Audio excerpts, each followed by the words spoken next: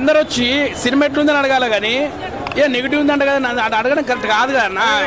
జన ఈ ఛానల్స్ వాళ్ళే నెగిటివ్ చెప్తుంటే నాకు అది కరెక్ట్ కాదు కదా. సినిమా చూడండి, సినిమా బాగుందండి. సడన్ గా నన్ను వచ్చి నెగిటివ్ క్వశ్చన్స్ అడగొద్దండి. సినిమాలో ఎవరెవరు ఏం చేశారని అడగాల అంతే.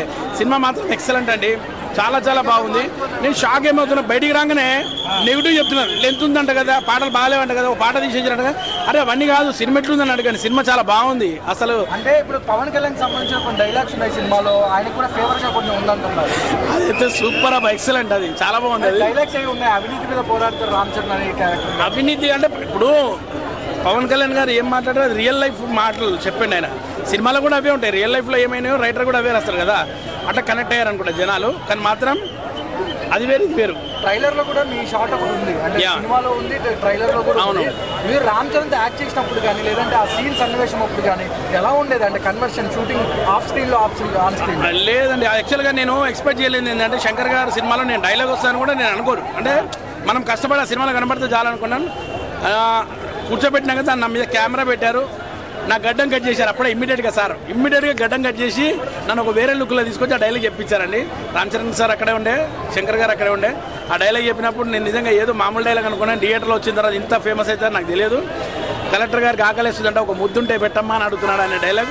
సూపర్, థ్యాంక్ యూ శంకర్ గారికి అందరికీ. రామ్ చరణ్ 4 రోల్స్ లో అయితే యాక్ట్ చేయడం జరిగింది. Appanna, student, IAS, IPS, lover boy. ఏ రోల్ బాగా నచ్చింది సినిమా? రామ్ చరణ్ గారు అన్ని రోళ్లలో ఇట్లా యాప్ట్ అయిపోతారండి.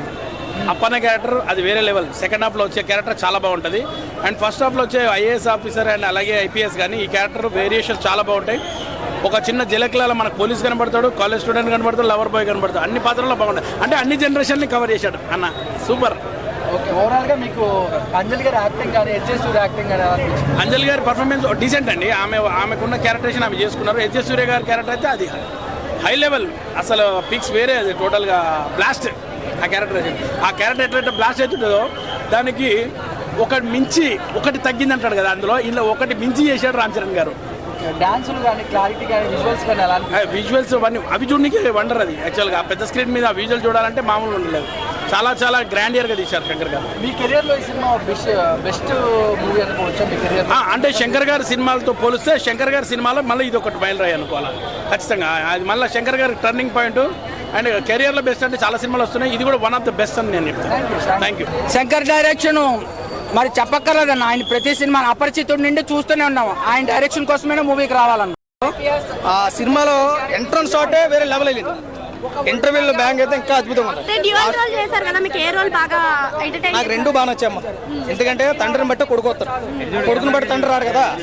అంతే కదా, తండ్రిని బట్టే కొడుకు వస్తారు, కొడుకుని బట్టి తండ్రి రాడు కదా. బాగుంది సినిమా. రామ్ చరణ్ అన్న రంగస్థలంలో ఎంత అయితే ప్రాణం పెట్టి యాక్ట్ చేయడో దానికి double impact.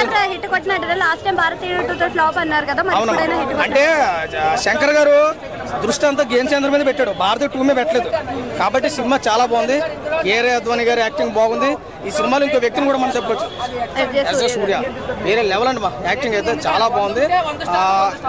Songs, fights, elevations, background మంచి మెసేజ్ ఓరియంట్. ఈ సినిమాలో మిస్యూజ్ చేయలేదు.